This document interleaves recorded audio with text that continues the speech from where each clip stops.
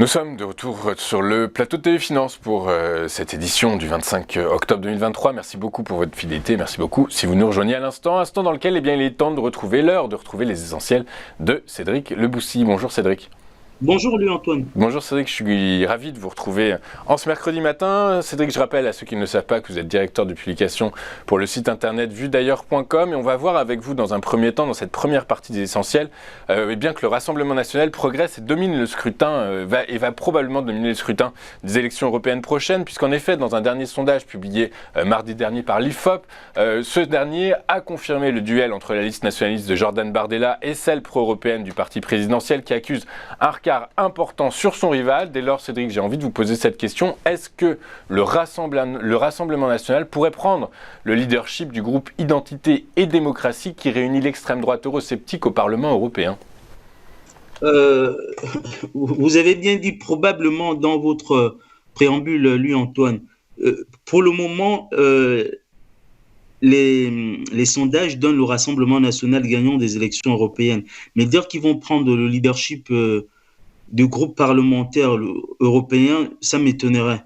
Parce que je pense que d'ici là, beaucoup de choses vont changer, en fait, notamment avec l'arrivée de Marion Maréchal Le Pen, qui est quand même tête de liste pour le parti des Zemmour.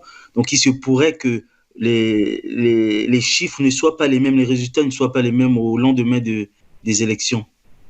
Alors justement, Cédric, et c'est ma deuxième question, vous faites bien de mentionner cette liste Reconquête, parti d'Éric Zemmour, menée par Marion Maréchal Le Pen. Est-ce que, même si sur la scène nationale, on sent qu'il y a de l'eau dans le gaz entre les deux partis d'extrême droite, est-ce qu'on peut quand même s'attendre à une fusion des deux listes ? Non, je ne pense pas. Je ne pense pas parce que on voit bien que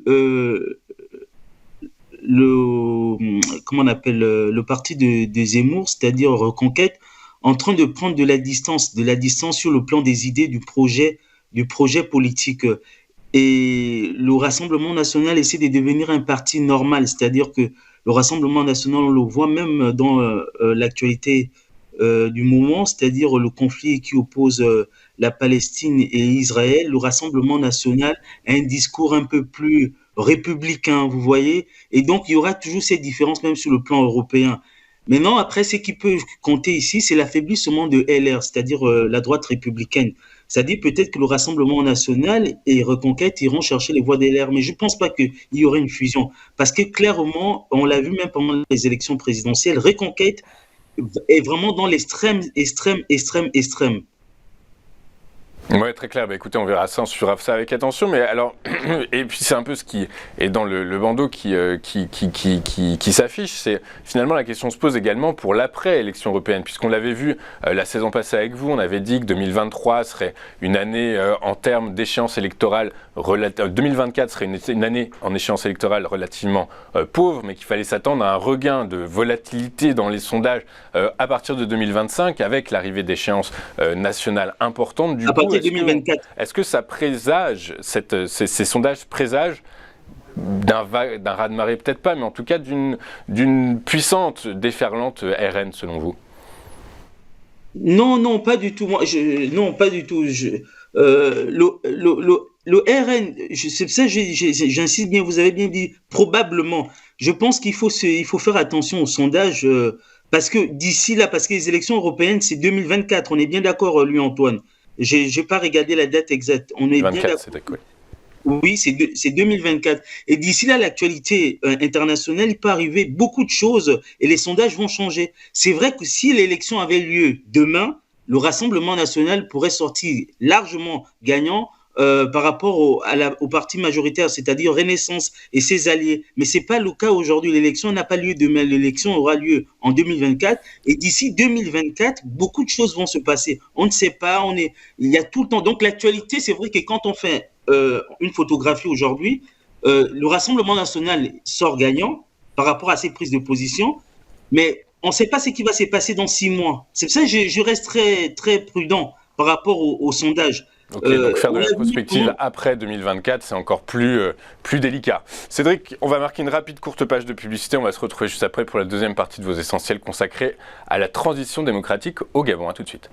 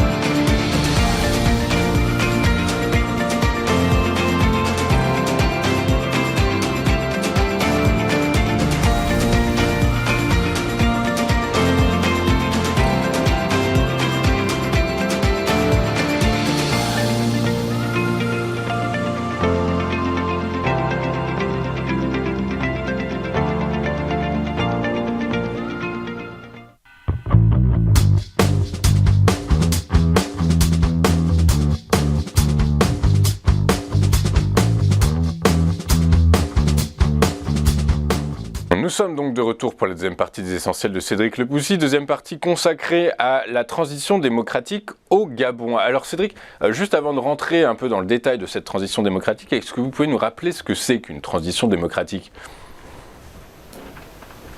D'un parti politique à un autre.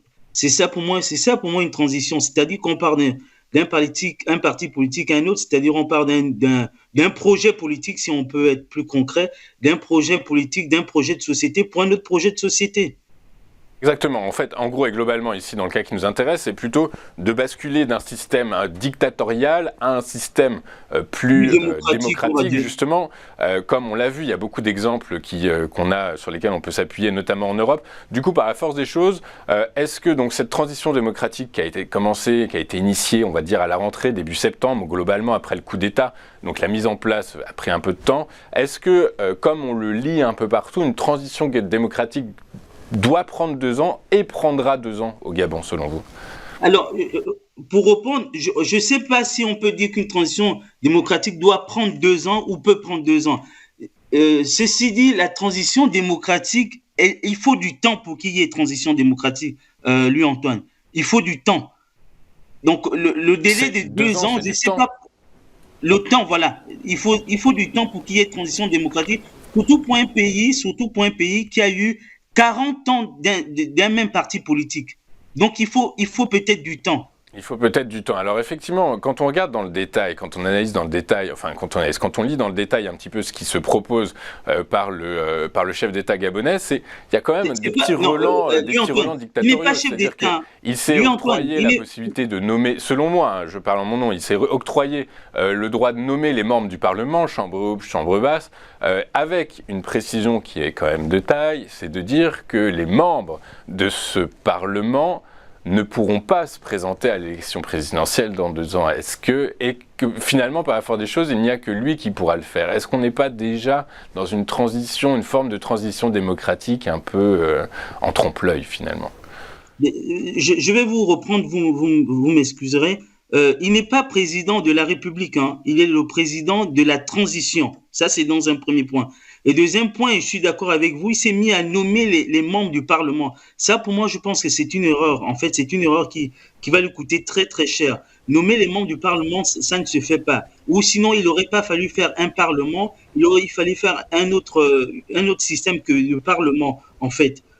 Et puis, troisième chose, il a dit dans sa charte, parce que ce gouvernement de transition a mis en place une charte où ils ont dit dans la charte que tous ceux qui sont dans le gouvernement ne pourraient pas se représenter à la prochaine élection présidentielle. Mais il ne s'est pas cité lui-même le président de la transition. Et c'est ce qui est dangereux. Donc, vous voyez, il y a beaucoup d'éléments qui sortent, en fait, qui en fait dessinent là, en fait, un personnage qui pourrait être très, très dangereux pour le système démocratique du Gabon. Oui, c'est ça. Donc, la transition démocratique n'a de démocratique que le nom, finalement, pas à force des choses.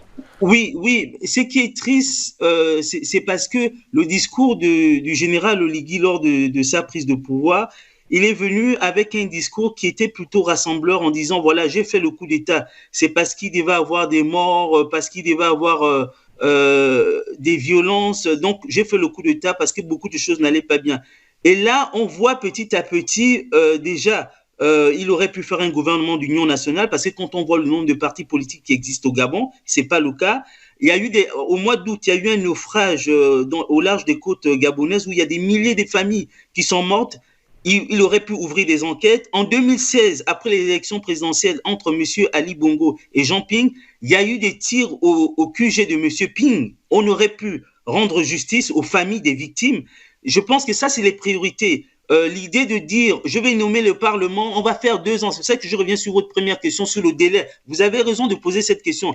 Le délai de la transition, de 2 ans ou 6 mois ou 3 ans ou 4 ans. Sur quelle base on a donné ce délai? Quelle est la base juridique qui l'a dit? Voilà, c'est 2 ans. Vous voyez? Donc, c'est une base empirique par la force des choses. On a vu que même si effectivement ça 2 ans, mais le temps probablement le temps européen n'est pas le temps africain par la force des choses. Du coup, peut-être que 2 ans, si je comprends ce que vous dites, 2 ans c'est un peu court.